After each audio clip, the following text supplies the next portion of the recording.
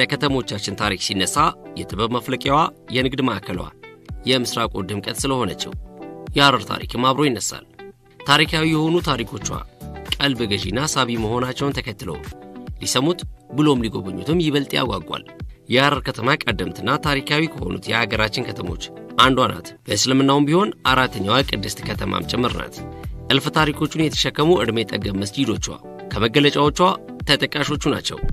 ሐረር በእስልምና እምነት ውስጥ ካላት ትልቅ ስፍራን ባለፈ በዩኔስኮ በሚዳሰስ ቅርስነት ተመዝግቦ የሚገኘው በጀጎል ግንብ አማካኝነት ስሟ በደማቁ ሰፍሮ እናገኘዋለን። ሐረር ታሪካዊ የሆኑትና የራሳቸው የሆነ ደማቅ ታሪክ ያላቸው ሰፈሮቿን ቢሆኑ የከተማይቱ ሌላኛው መልክ ናቸው።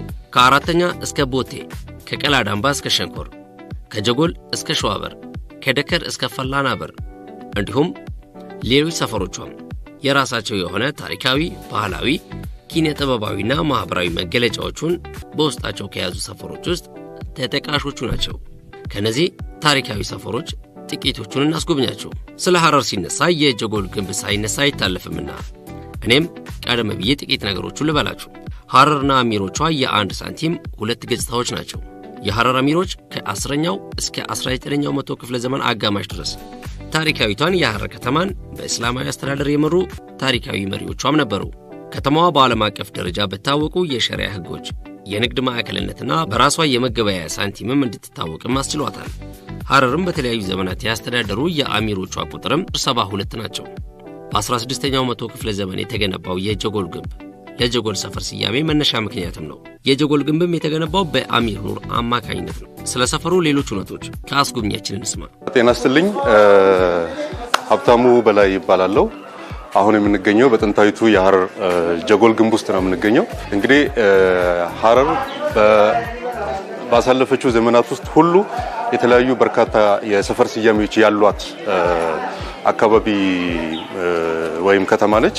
ከዚህ ውስጥ አሁን የምንገኘው የመኪና ግርግር ብለን የምንጠራውና በጀጎል ውስጥ ከሚጠቀሱ ዋና ዋና ስፍራዎች ውስጥ አንዱ ቦታ ላይ ነው የምንገኘው።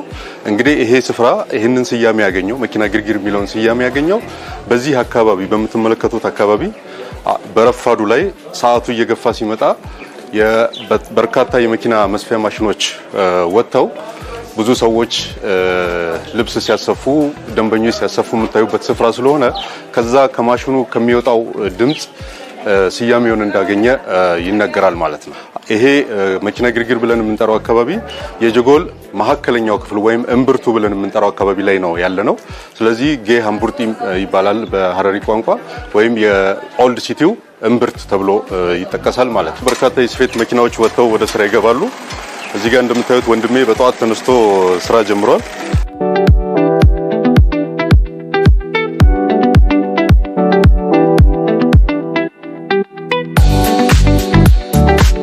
እንግዲህ በዚህ ከፊት ለፊታችን ደግሞ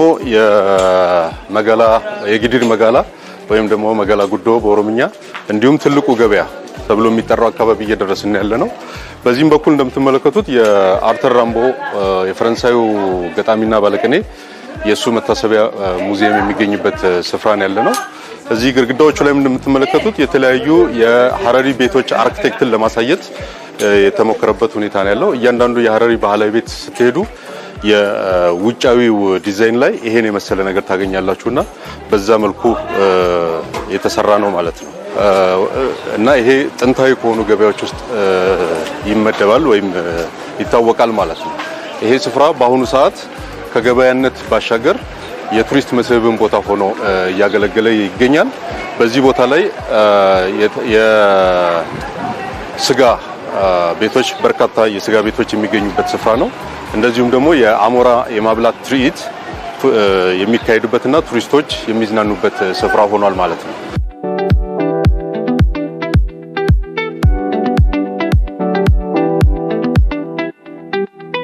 ስጋ እዚህ መሸጥ ብቻ ሳይሆን እዚሁም ኮክ ተደርጎ ቱሪስቶችም የአካባቢው ማህበረሰብም የሚጠቀምበት አካባቢ ነው። ስቲል ያንን ትራዲሽን ይዞ የቀጠለ ነው። ከዚህ በተጨማሪ እዚህ ጋር የምትመለከቷቸው ብላክ ካይትስ ይባላሉ ወይም ደግሞ በአማርኛ አይዶን ነው ጭልፊት ይሁን ትክክለኛ ትርጉሙን አላውቅም። እነሱንም እንደዚሁ የምንመግብበት ስፍራ ነው ይሄ። ቱሪስቶች ይመጣሉ፣ እዚህ ጋር ስጋ ይዘው ይቆማሉ። ከዛ በኋላ ቱሪስቶች ያንን እያበሉ የሚዝናኑበት ስፍራ ነው ማለት ነው ይሄ።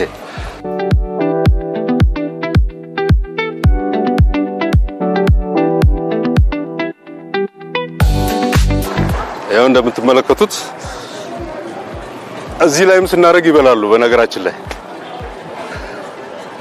ስለዚህ ይሄ አንዱ የቱሪስት መስህብ ሆኖ ቀጥሏል። በርካታ ቱሪስቶች የሀገር ውስጥም የውጭም ቱሪስቶች ሲመጡ ይሄንን ኤክስፒሪየንስ አድርገው የሚወጡት ተግባር ነው ማለት ነው። እናንተንም ጋብዣለሁ።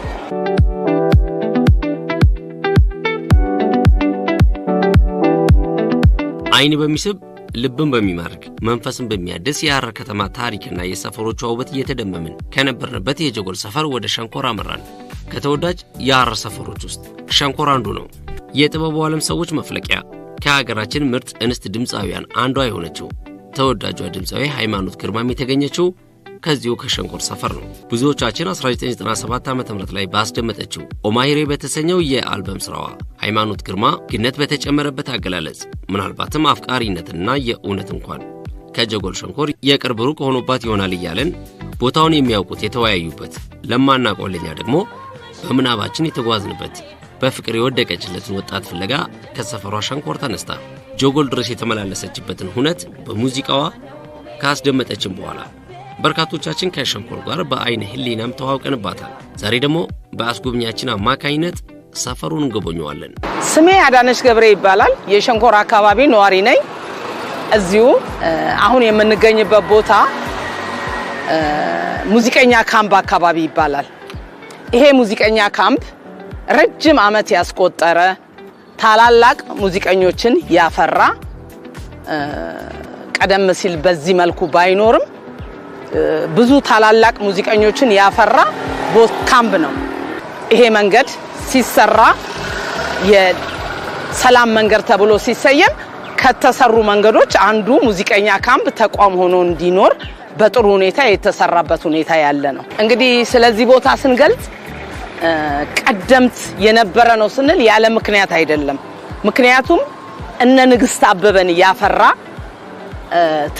ትልቅ አርቲስቶችን ለአዲስ አበባ አሁን የሚገኙ አሉና ሻለቃ ፍቃዱ እንዲሁም ብዙ ድምፃውያኖችን ያፈራ ታሪካዊ ቦታ ነው። ትውልድ ቅብብሎች ስላለ አሁንም ይዘቱን ጠብቆ የበለጠ ደምቆ እየቀጠለ ያለ ካምፕ ነው። ስሙ ስንጠራው ሸንኮር ሙዚቀኛ ነው። ምስራቅ እዝ ናቸው። ነገር ግን መጠሪያው ሸንኮር ሙዚቀኛ ነው። የኖረ ስሙ ስለሆነ ስሙን ይዞ እየቀጠለ ያለ ካምፕ ነው።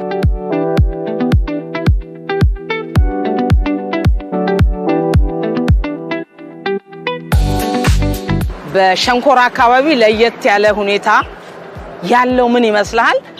ህዝቡ በጣም ፍቅር አብሮ የሚኖር እድር አፎሻ በአንድ ላይ ሙስሊም ክርስቲያን ሳንከፋፈል በአንድ ላይ ተቻችሎ የሚኖርባት ሸንኮር ትባላለች። ልዩ መጠሪያዋ ሸንኮር እንደ ስሟ ነች። በጣም ኗሪው በፍቅር በመቻቻል አብሮ የሚኖርባት ሰፈር ነች። ሸንኮር እንደምታያት ነች። ስያሜው እንግዲህ በድሮ ጊዜ ሸንኮራ ነው። ሸንኮራ ጣፋጭ ነው። ከህዝቡ መቻቻልና አብሮ ከመኖር የተሰየመ ስም ነው ብለው ነው የሚያወሩት። ሸንኮራ ጣፋጭ ነው። ህዝቡም ልክ እንደዛ እንደ ሸንኮራ ምሳሌ አድርገው የሰየሙለት ነው።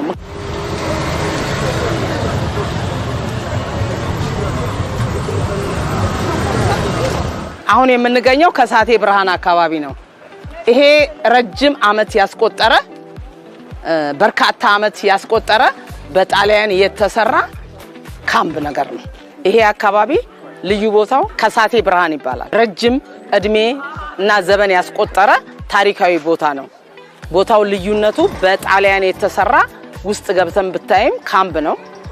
በአሁኑ ሰዓት ደግሞ ወረዳው ማለት ሸንኮር ወረዳ እንደ መጠለያነት ነው። ብዙ ሰው ይኖርበታል። መጠለያ ካምፕ ነው ማለት ነው። ሐረርን የሚጎበኝ ሰው ከተማዋን ብቻ ሳይሆን የህዝቦቿን ሰላምና ፍቅርም ጭምር አብሮ ይጎበኛል። አሁን መዳረሻችንን ቃላዳም ባላይ አድርገናል።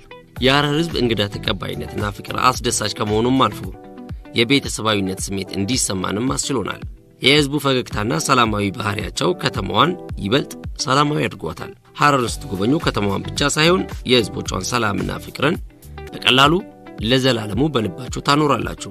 ያውን ያለንበት ቀላዳምባ ተብሎ በሚጠራው ሰፈር ለኢትዮጵያ ሉዓላዊነትና ዳር ድንበር መከበር የህይወት ዋጋ የከፈሉ የጀግኖች ወታደሮች መገኛና ማረፊያ ሰፈርም ሲሆን በአገራችን የኪነ ጥበብ ኢንዱስትሪው ደማቅ አሻራውን እያሳረፈ የሚገኘው ተወዳጁ አርቲስት አለማየሁ ታደሰም የተገኘው ከዚሁ ከቀላዳምባ ነው። አረምን ብቻ ከኮሎኔል መንግስቱ ኃይለ ማርያምና ከኔልሰን ማንዴላ ጋርም በተያያዘ በሰፈሩ ያገኘናት አስጎብኛችን የምነግራችሁ ነገር አለ ብላናለች። ደህና ነው፣ ሰላም ነው።